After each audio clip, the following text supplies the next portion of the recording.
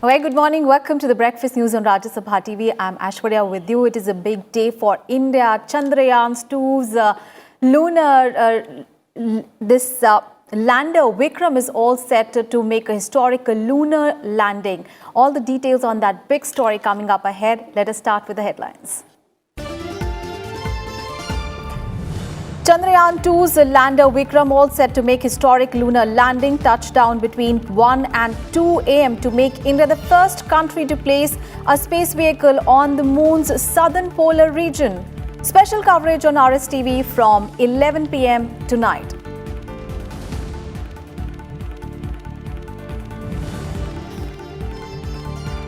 Prime Minister Narendra Modi to be in Bengaluru to witness Vikram's descent on the lunar surface live. 60 students from across the country to also be present at ISRO along with the Prime Minister. Students were selected through an online quiz competition.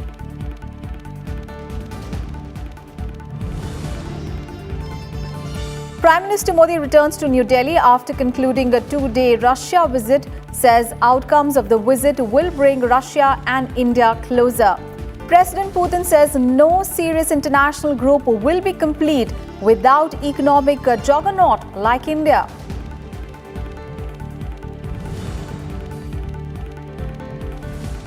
Former Finance Minister P. Chidambaram spends night in Delhi's Tihar jail. Court has ordered judicial custody for him in the INX media case being probed by the CBI till 19th of September.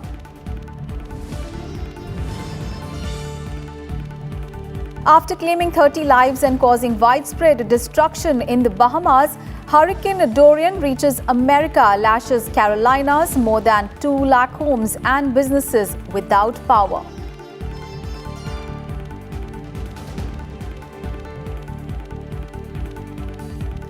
The biggest story this morning, the countdown for the soft landing of Chandrayaan 2 has begun as the lander Vikram begins its final descent to the lunar surface.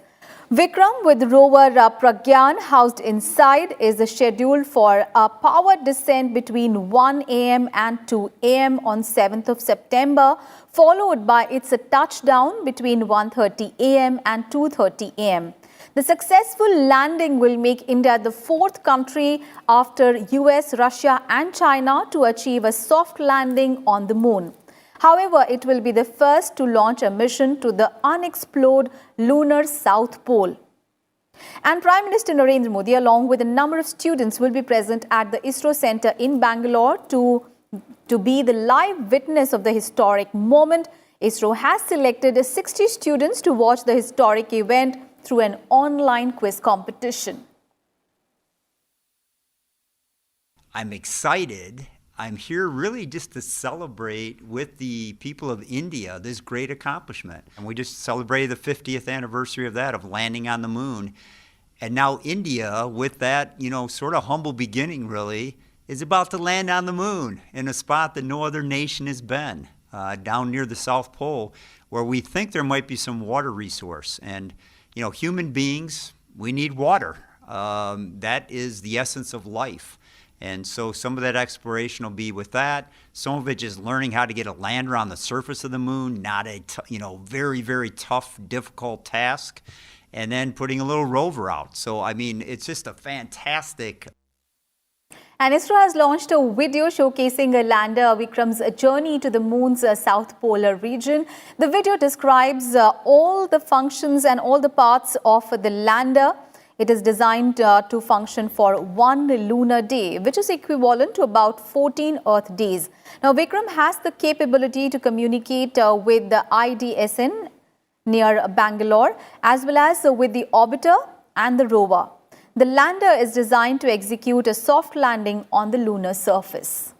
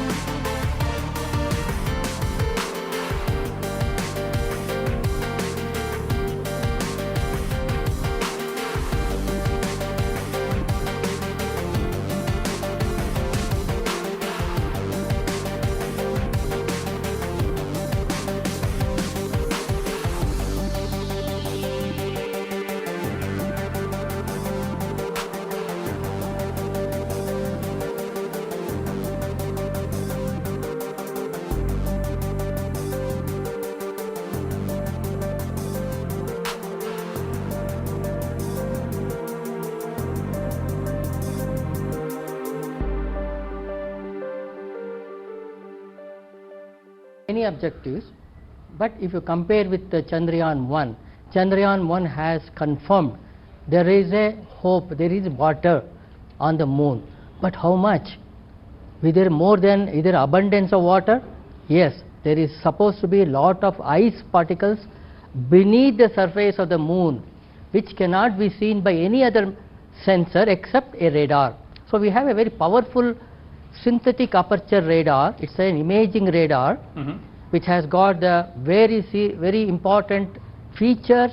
It can see through the clouds, fog, smoke, and can see through the soil. In our time, we started off with small rockets and other things. I am very happy that on 7th, I wish and everything that 7th, that 15 minutes if it takes place, I can say, हमारा जन्म में हम तो देख लिया. But the young fellows will be seeing so many. For them, they will be towards the moon, they will be towards here, they will be to asteroid, they will pull probably some asteroid and come. There are so many things are possible. And let's get a live update on for what is happening in ISRO. Our colleague Aruna Thakur is now joining us from ISRO along with the TV Venkateshwaran, who is a senior scientist at Vigyan Prasar. A very good morning to both of you. Aruna, now India is on the cusp of history. After so many days, now Chandrayaan-2, entered the moon's orbit. There was a tricky operation. There were a number of maneuvers. And now on 7th of September, a little after midnight, Vikram will make a soft landing on the south pole of the moon. First, you tell us what are the preparations, and then we'll come to Mr. Venkateshwaran and try to understand, how tricky this operation is going to be.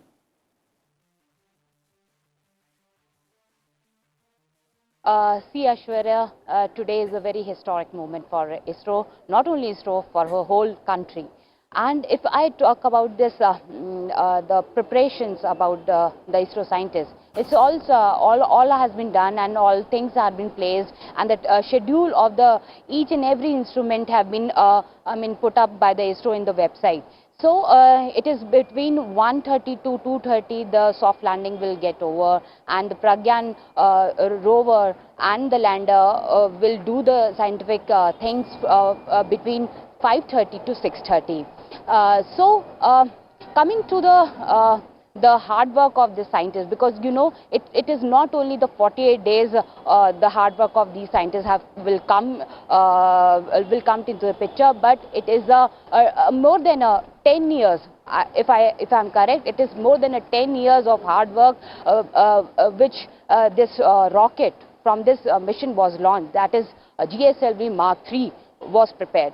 So coming to the technicalities, I have with us is senior scientist TV Venkateshwaran. He will tell us about the soft landing crucial aspect. Yeah, actually today is a very historic moment. It's a very nail-biting moment. People are already anxious and tensed.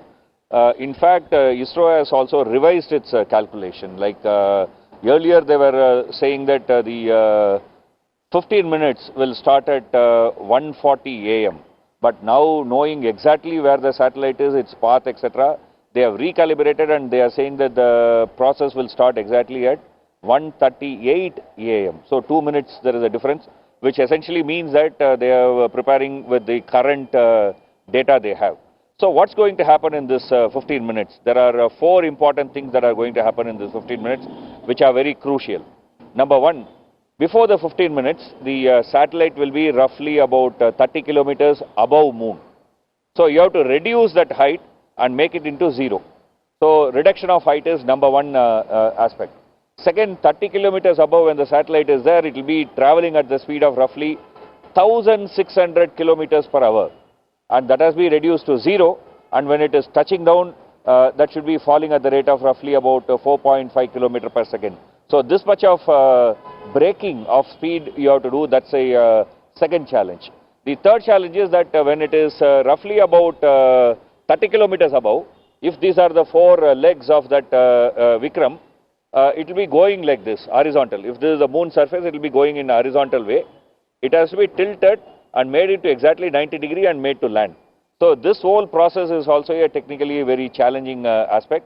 And the fourth one is that where it is going to land, there should be no hazard, meaning that there should be no holes, there should not be big boulder, Because if, for example, one of the legs goes into the crater, then the whole instrument will topple. If it is going to land on a boulder, the instrument will be tilted. Maybe the ramp cannot be opened, the Pragyan rover cannot come out. So these are the 4 important challenges, and this is the first time ISRO is attempting soft landing on any other surface. We will be the 4th country, only 3 countries have done it so far. And Moon has no atmosphere, so which means that you cannot use parachutes, so you have to use only retro rockets to land. It's a very, very technically challenging maneuver, which ISRO is going to achieve today, and the whole world and the whole India is going to be awake to watch this historic moment. Over to Aishwarya. Right, and Aruna would also like to know from Mr. Venkateshwaran that how Chandrayaan 2 will actually carry forward the achievements of its predecessor Chandrayaan 1. That was launched way back in 2008, and it made a very important discovery of the presence of water molecules on the lunar surface. So how will Chandrayaan 2 carry forward those achievements?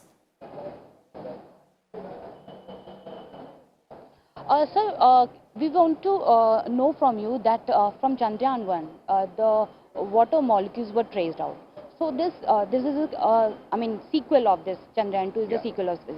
So what are the other things which come out from this? Yeah, Chandrayaan 1 kind of gave an indication that there is perhaps water molecules on the surface of Moon, and it also kind of gave an indication that how the water molecules are formed. I mean, one is maybe water-bearing comets falling on Moon. The other is some kind of interaction between Sun and Moon's tenacious atmosphere. Okay, so this Chandrayaan 2 is for confirmation. There we got just a hint. We did not even know that such a finding would happen. So we did not send an instrument to detect water molecules directly. This Chandrayaan 2 is having a radar called SAR and another instrument called infrared spectrometer. These 2 instruments are particularly designed to detect water, particularly water in the form of ice, even if it is in small quantities, even if it is under the under the soil. If it is on the surface, it's very easy to see, even you can take a photograph. But most likely water is going to be under the soil. So if you have moisture under the soil, you need different kind of equipment. So that's why these 2 equipments are being sent. And these are made in India. It's been designed by Indian scientists. Actually, the same instrument can also be used for agriculture purposes in India, on the earth. Okay, so this 2 instruments are being flown about the orbiter. So this orbiter, when it is going around the South Pole region, it is expected to find water molecules. Aishwarya. All right, so Vikram, on the cusp of historic lunar landing. The entire country is waiting with bated breath for that historic moment, and I'm sure we all would be awake all night to witness the historic landing on the surface of the moon. Thank you so much, both of you, for joining us on Rajya Sabha TV. Thank you so much. All right, a time to get you some other news now. Prime Minister Narendra Modi arrived in New Delhi this morning after concluding his 36-hour visit to Vladivostok in Russia. And ahead of his departure from Vladivostok last evening, the Prime Minister termed the visit as productive, during which he held summit-level talks with President Vladimir Putin and discussed ways to bolster cooperation in several areas. He also attended the 5th Eastern Economic Forum, where India announced $1 billion line of credit for the development of Russia's Far Eastern region. That is $1 billion line of credit. Turning a new page in the 70-year-old diplomatic relations between India and Russia, India on Thursday announced an unprecedented $1 billion line of credit for the development of Russia's Far East. Addressing the plenary session of the 5th Eastern Economic Forum at Vladivostok, where he was the chief guest, Prime Minister Modi pledged that New Delhi will walk shoulder to shoulder with Moscow in developing the resource-rich region. The announcement marks the first time that New Delhi has offered a line of credit to any specific region of any country.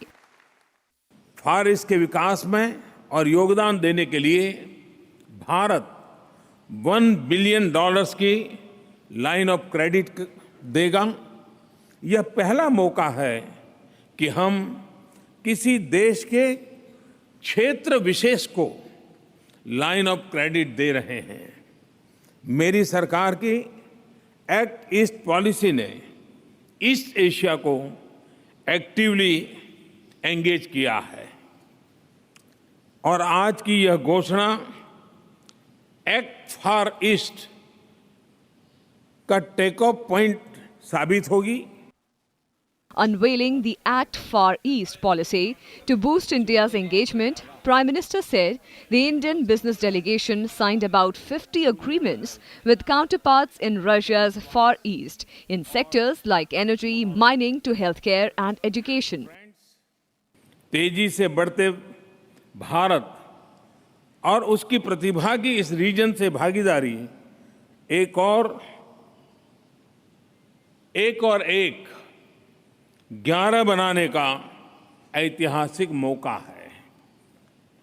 Friends, इसी motivation से हमने eastern economic forum में हमारे participation के लिए अभूतपूर्व तैयारी की। मुझे ये बताते हुए खुशी रही है कि हमारी इन कोशिशों के बहुत ही अच्छे परिणाम आ रहे हैं। एनर्जी से लेकर के हेल्थ, एजुकेशन से लेकर के स्किल डेवलपमेंट, माइनिंग से लेकर के टिम्बर, अनेक क्षेत्रों में करीब 50 बिजनेस एग्रीमेंट हुए हैं। Responding to a question about the policy of sanctions, the Prime Minister expressed concern over the impact of sanctions on individual countries as well as the overall global economy. मैं समझता हूं कि दुनिया के अंदर इस पर बड़ी डिबेट चल रही है कि जिस देश के लिए सैंक्शन लगते हैं उस पर इसका कितना प्रभाव होता है वो एक बात है, लेकिन उसके कारण दुनिया के अन्य देशों पर जो प्रभाव होता है, विश्व की ओवरऑल इकोनॉमी जो प्रभाव होता है, उस पर आज विश्व में गहरी चिंता भी है, चर्चा भी है। Earlier, Prime Minister Modi held several bilateral meetings in Vladivostok on the sidelines of the Eastern Economic Forum. He also held talks with Japanese Prime Minister Shinzo Abe on deepening ties in economic, defense and security, startup and 5G areas. Relationship with particular emphasis on the forthcoming visit of the Japanese Prime Minister to India for the annual summit. That will take place sometime in the month of December. The dates will be negotiated and announced in due course. Before that, both leaders have agreed that the 2+2, the first 2+2 ministerial meeting, that is the foreign and defense ministers of the two countries, will have a meeting, preferably before this annual summit. And in that context, Prime Minister Abe also mentioned the ongoing visit or the just concluded visit of Raksha Mantri to Japan, and he remarked that during the visit of Raksha Mantri to Japan, substantial issues had been discussed on taking forward our exchanges and cooperation in the field of defense, and he hoped that some of the discussions would lead to outcomes during the annual summit. Inevitably, discussion also took place on regional and international affairs.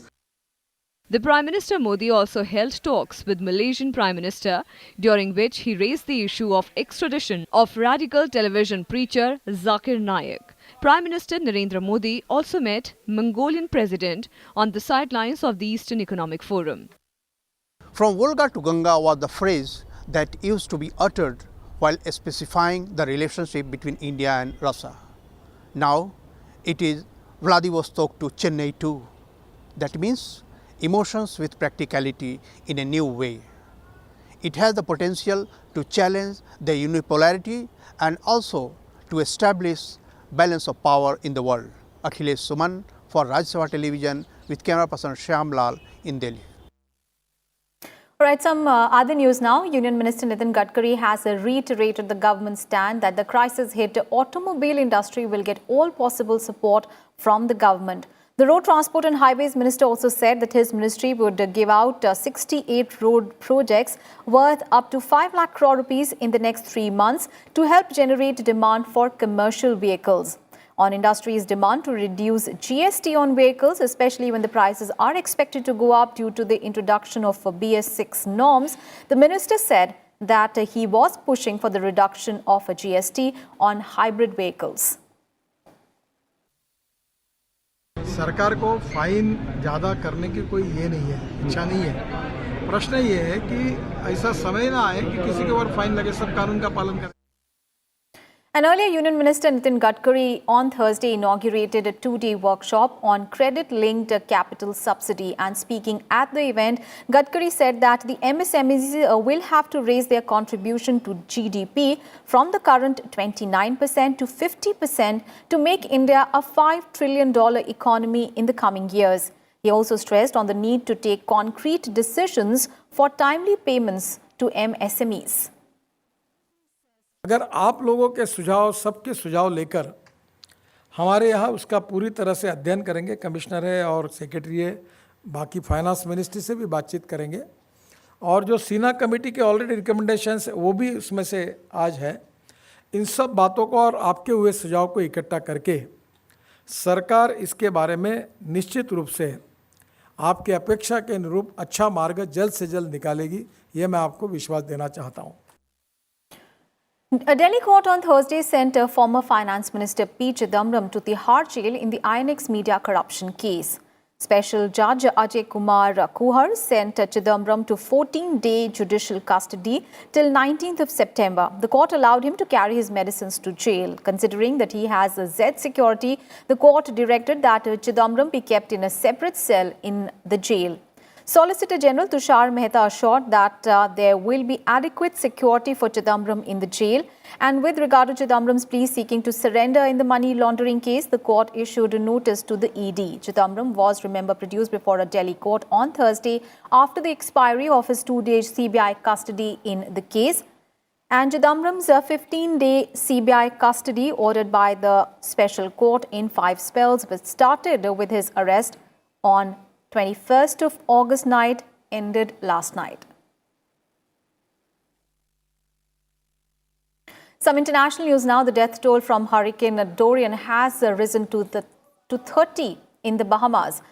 The authorities had previously reported 20 dead, but have warned that the final figure is likely to go higher. And Bahamas Prime Minister has said that the storm caused generational devastation. The United Nations said that 70,000 people in the Bahamas were in immediate need of aid. As many as 13,000 homes in the Bahamas may have been destroyed or severely damaged. Now, Dorian, currently a Category 2 storm, is pounding the U.S. states of North and South Carolina with strong winds and a lot of rain as well, and bringing dangerous storm surge.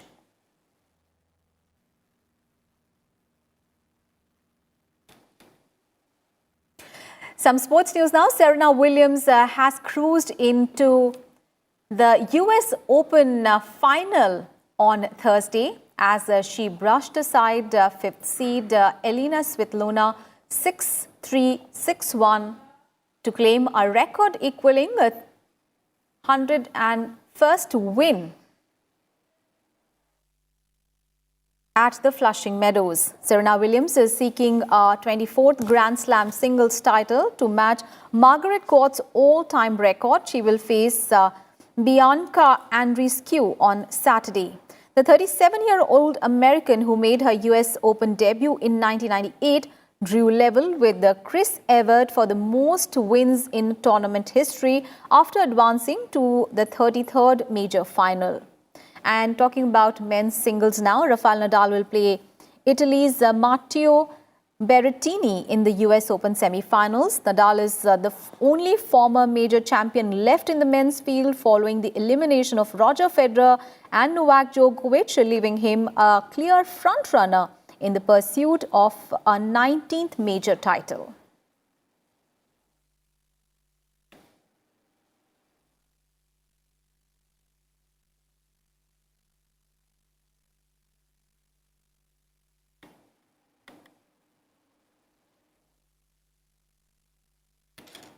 And with that, we wrap up this edition of Breakfast News. Thanks for watching. Have a great day ahead.